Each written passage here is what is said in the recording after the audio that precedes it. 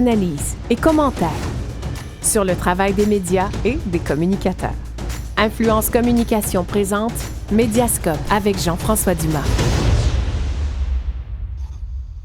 Bonjour, bienvenue à cette édition spéciale de Médiascope. Une édition spéciale parce que on parlera pas de l'actualité, on va parler de la boîte. Parce qu'aujourd'hui, on est le 20 novembre, c'est le 20e anniversaire d'Influence Communication. Puis aujourd'hui, je parlerai pas beaucoup.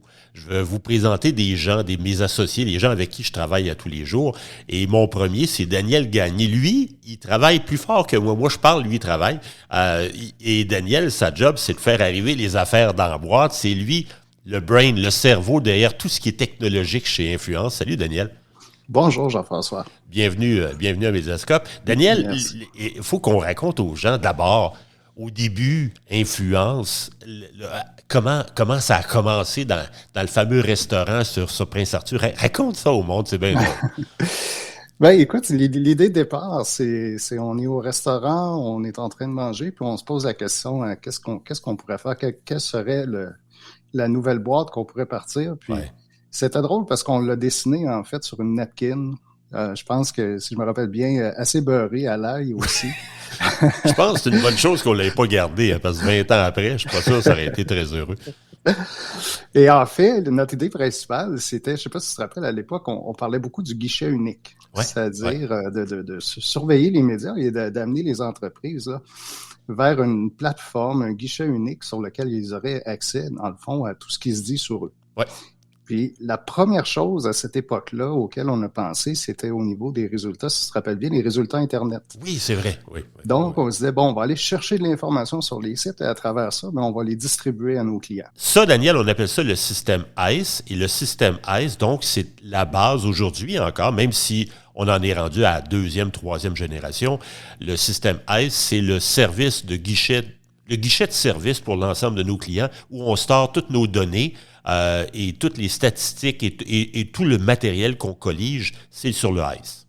Absolument. Et tous nos clients ont un accès à cette plateforme-là et peuvent venir chercher leur information en temps réel. Et ce qui est important aussi de comprendre, c'est qu'à cette époque-là, on n'avait que des résultats Internet. C'est vrai. Je ne sais pas si tu t'en rappelles, il n'y avait que des oui. résultats Internet. Et fait intéressant, Jean-François, je me rappelle, on se disait, tu partais avec ta petite valise et on allait vendre à cette époque-là des comptes Internet. Donc, on allait voir nos clients, on disait, écoutez, nous, on a de l'information, on sait ce qui se dit sur vous, est-ce que vous êtes intéressés? Et ça a été ça, un peu le concept de la napkin, le concept du restaurant, ça a été cette réflexion-là du guichet unique. Tu te souviens-tu, dans quel restaurant on était? Écoute, c'est sur Prince-Arthur. C'est un restaurant grec. C'était pas la Casa Grecque ou une patente de même? C'est un ou l'autre. Je mélange toujours les deux. Il y a la Casa Grecque et il y en a un autre. Ça sentait le beurre à l'ail. Ça sentait le beurre à l'ail. Et la napkin, évidemment, on l'a pas gardée. On en a déjà parlé, mais effectivement, elle aurait été dans un état assez pitoyable 20 ans plus tard. Daniel, raconte au monde, je sais pas moi, le projet ou les deux projets dont tu es le plus fier, les affaires les plus space que tu as fait, parce que parce qu'il faut que les gens comprennent, chez Influence, évidemment, comme on est une toute petite PME, Daniel, souvent, a pris à bras-le-corps la plupart des gros projets technologiques, c'est adjoint la collaboration de monde externe à l'externe. Mais Daniel, c'est lui qui a monté tous les éléments technologiques chez Influence à lui seul ou presque. C'est quoi dont tu es le plus fier qu'on a fait depuis 20 ans? Écoute, c'est sûr que c'est toujours plus facile de revenir dans un passé qui est plus proche de nous. Je pense que le dernier outil vraiment chez Influence sur lequel je suis plus fier, c'est l'arrivée de l'intelligence artificielle chez Influence.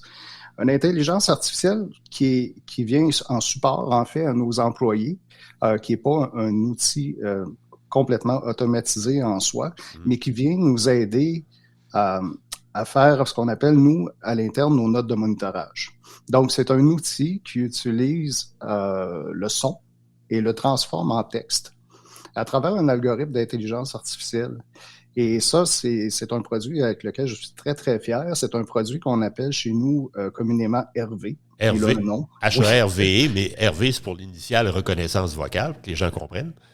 Absolument. Et ça, c'est un bel outil. C'est un outil qui est venu nous aider. Souvent, on pense à l'intelligence artificielle comme un outil de remplacement de l'humain, tandis que chez nous, on l'a vu comme un outil qui vient appuyer nos employés et les aider à réaliser leur travail. Là, c'est drôle parce que les gens sachent, chez nous, on a le projet Hervé, mais il y a également, dans les dernières années, un autre projet qu'on a... C'est drôle le nom. Ça a été le projet Greta. Parle-nous de Greta un peu. Ben, Greta, c'est en fait, c'est un projet qui était initialement pour réduire notre empreinte écologique. Ouais. Parce que chez Influence, on a parlé un petit peu là, de la radio-télévision, mais on a aussi notre département des journaux, Ouais. avec lequel, bon, il y a de moins en moins de papier, mais il en reste encore beaucoup. Et on faisait beaucoup d'impressions, beaucoup de numérisation, beaucoup de réimpression d'articles. Et ça a été mis en place il y a environ 2 ans pour venir mettre un petit peu plus de technologie pour aider les gens, puis en même temps réduire notre consommation de papier parce qu'on consommait d'une façon, je dirais, un petit peu démesurée avec le papier chez Influence. Puis évidemment, tout ça, c'est pour supporter, parce que nous, que les gens sachent, il n'y a pas juste toi et moi, là, Caroline, dans la boîte, là, les gens qui font la collecte de données, par exemple, la surveillance radio, télé, journaux, réseaux sociaux. On a presque 70 employés, 65-72 employés, plus une trentaine de pigistes qui travaillent pour nous. Donc, ça fait bien du monde à servir et à supporter avec nos plateformes. Et tu me disais qu'on ramasse à tous les jours pas mal de nouvelles sur une année. Donne-moi des chiffres, c'est assez hallucinant. Sur une année, on ramasse pas mal d'articles de journaux puis de notes de monitorage. Moi, de monitorage, ce sont des résumés, là. C'est bien du stock, là, des gros chiffres, là. Absolument. Les notes qu'on appelle de monitorage, les résumés, on produit plus d'1 million de notes par année. C'est quand même assez phénoménal. Et tout ça, il faut savoir que c'est fait par des humains, c'est fait par les gens qui travaillent avec nous. Ouais. Et ces notes-là sont rédigées par les personnes eux-mêmes. Les articles de journaux, on en traite aussi. Je regardais les chiffres, puis j'aime bien faire des chiffrons, là. Plus d'1 million d'articles de journaux qui sont lus. Et lus, quand je dis, ils sont lus du premier mot au dernier mot. Par des humains. Pour pouvoir par des humains, pour pouvoir les associer à nos clients. Donc, c'est quand même, au niveau de la production de ces 2 départements-là, c'est des chiffres qui sont vraiment phénoménales. Donc, c'est beaucoup de développement, beaucoup de projets pour nous permettre de nous adapter à l'évolution des journaux qui se transforment, la presse papier qui devient presse électronique, puis et des besoins des clients. Mais toi, OK, mais on se projette, là, mettons encore à 20 ans, tu vas peut-être encore sûrement être chez Influence dans 20 ans, tu es encore tout jeune. C'est quoi le genre de truc qui te ferait capoter, le genre de projet à venir sans dévoiler de secret qui dit « Wow, ça, avant de prendre ma retraite, j'aimerais ça m'en aller là, là. » Sans savoir peut-être précisément ce que c'est, le genre de truc qui te ferait triper, là. Et je pense que, tu sais, j'en ai parlé un petit peu tantôt, puis j'aime bien le côté, moi, tu sais, je suis un technologue, hein, fait que j'aime beaucoup le côté de l'intelligence artificielle. J'aime pas l'intelligence qui est guidée par elle-même, mais j'aime l'intelligence qui vient en aide. Au service des humains. Au service des humains. Puis je pense que Influence, ça va être de plus en plus ça aussi, de venir appuyer tous nos employés avec cette informatique-là aujourd'hui qui est capable d'apprendre. C'est quelque chose qu'on n'était pas habitué avant d'utiliser. Tu sais, si je recule il y a 10 ans, c'était des concepts qui étaient quasiment réservés que pour l'élite universitaire, tandis qu'aujourd'hui, elle est disponible. Les plateformes sont en ligne, les grands joueurs de ce monde nous les permet d'avoir cette disponibilité-là.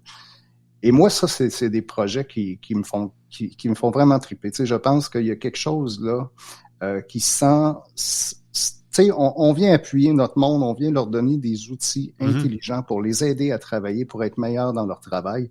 Et ça, pour moi, je pense que c'est une réelle plus-value. Hey, Daniel, 20 ans, là, te sens-tu vieux? Ça te fait-tu vieillir? Oui. Ouais, oui, mais en même temps, tu sais, on regarde ça, on est passé à travers toutes sortes d'affaires, mais on a eu du fun, on a trippé, la boîte, c'est loin d'être fini.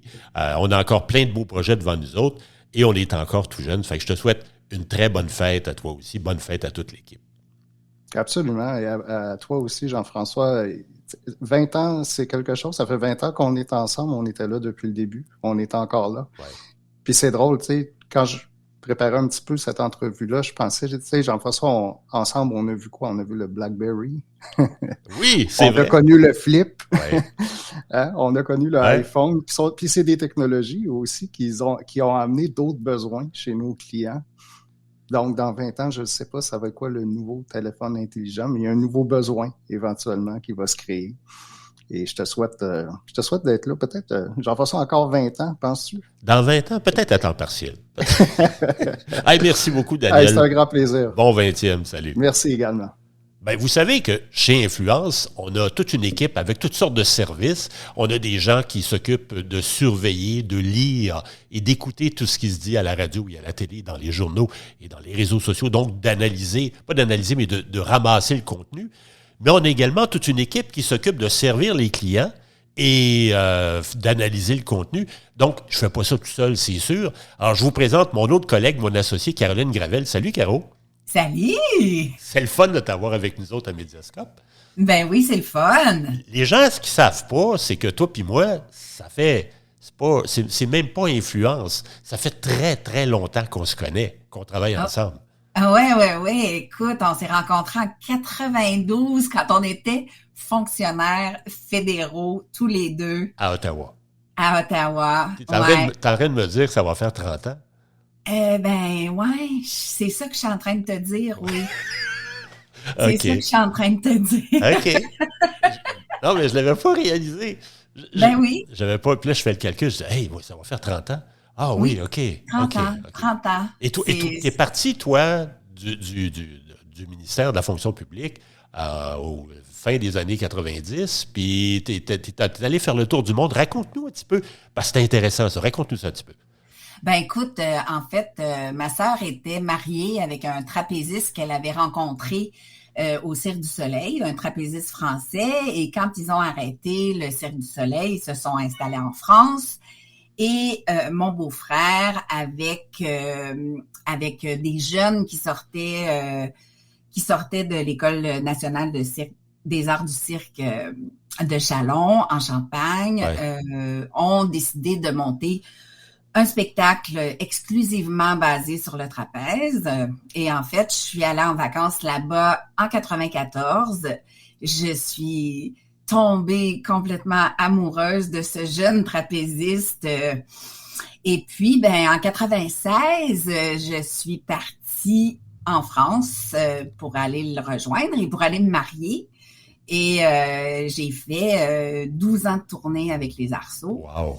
Et à la fin des Arceaux, en 2007, Germain a eu une offre pour venir travailler avec le Cirque du Soleil.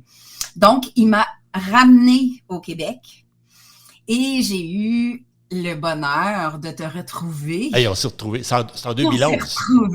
On s'est retrouvés. Ouais.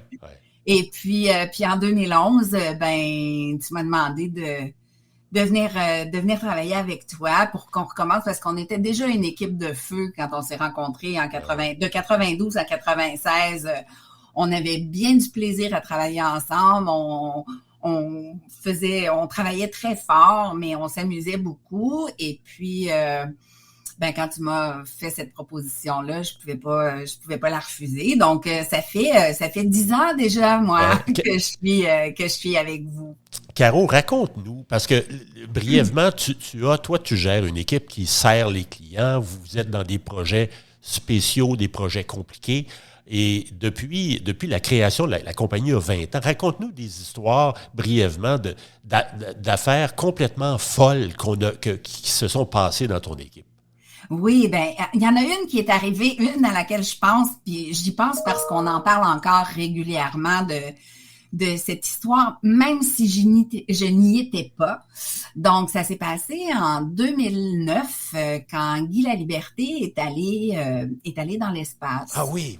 Et en fait, Guy voulait recevoir sa revue de presse tous les jours, même s'il n'était pas sur la Terre. Et donc, en juin, ils ont fait l'annonce officielle là, du voyage de Guy dans l'espace. Donc, à partir du mois de juillet, à peu près, vous avez, parce que j'y étais pas à l'époque, mais vous avez commencé là, les démarches auprès de l'équipe technique du voyage spatial parce que c'était un peu compliqué parce qu'on envoyait un document qui était fait à l'extérieur de leur équipe. Donc, il fallait prouver là, que nos documents étaient protégés, qu'ils n'étaient pas dangereux. Et on envoyait tous les matins la revue de presse à un contact qui était en Russie, qui, lui, s'occupait de la transmettre à Guy là, dans l'espace. Donc, c'est drôle de dire. Pendant tout mon voyage, j'ai reçu ça. C'est drôle on se demande quand il est dans l'espace, est-ce qu'il download ou il upload son fichier, on ne sait pas trop. Mais puis, je sais, quand tu étais là, un des gros projets que je sais qui a marqué l'équipe, c'est en 2018, c'est le fameux G7 à Charlevoix que tu as piloté. Ah oui. Le projet du G7, ça a été un projet hyper stimulant, épuisant, mais tellement satisfaisant là, au bout du compte. Qu'est-ce que vous avez fait? Ben, en fait... C'était le gouvernement du Canada qui était notre client, c'est ça? Oui, c'était le gouvernement du Canada qui était notre client, mais bien évidemment, ils voulaient savoir là, ce qui se disait partout à travers le monde, en fait, par rapport au G7. Donc, on faisait 3 revues de presse par jour pendant 5 mois. On a fait 110 rapports de tendance. Des rapports de tendance, en fait, c'est sur une courte période, les faits saillants par rapport à l'événement. Une petite analyse. Une petite analyse, ouais, oui, c'est oui. Ça. Okay. Donc, on a fait 110 okay. en 5 mois. Ouais. Il y a à la fin, on en faisait 2 par jour, donc un en fin de matinée, un en fin de journée. On avait 10 ressources qui étaient exclusivement là, dédiées à ce projet et ils ont travaillé un petit peu plus de près de 1000 heures là, juste pour le G7. Donc, c'est sûr que ça a été un projet malheureusement qui était limité dans le temps, mais qui a été tellement... c'est stimulant. Qui a été stimulant ouais. Et qui nous a fait... qui nous a fait réaliser qu'en fait, là, il n'y a pas grand-chose qu'on ne peut pas faire. Et une des choses, moi, je me dis, depuis la création d'Influence, avec tous les projets qu'on a fait, il y a une des choses, ça rejoint un peu ce que tu dis, c'est que je me dis souvent qu'on vit vraiment sur une petite planète. Tu peux pas, il n'y a pas personne qui peut dire quoi que ce soit dans le monde sans qu'on le sache éventuellement, en peu de temps. Et c'est vraiment le principe de la petite boule, la petite planète, parce que le monde médiatique, si grand soit-il, malgré tout le bruit, malgré tout ce qui se dit, c'est difficile que quelqu'un dise quelque chose sans qu'on le sache. On vous check, oui. On vous surveille. Oui, puis on vous surveille même de l'espace, attention. Hey, Caro, merci beaucoup, puis bon 20e anniversaire à toi aussi. Merci, Jean-François. Merci de me permettre de vivre cette belle expérience avec toi. Salut, bye. Bye. Eh bien voilà, j'espère que ça vous a plu. J'avais envie de vous présenter des gens qui travaillent avec moi et au quotidien, qui font des choses et qui pilotent donc des équipes et qui jouent un rôle important dans toute l'histoire de l'Influence. Bon anniversaire à toute l'équipe. Merci à nos amis, à nos clients, à nos partenaires. Merci à vous d'être là et d'écouter Médiascope sur une base régulière. Je vous souhaite une bonne journée. C'est Jean-François Dumas. On se retrouve.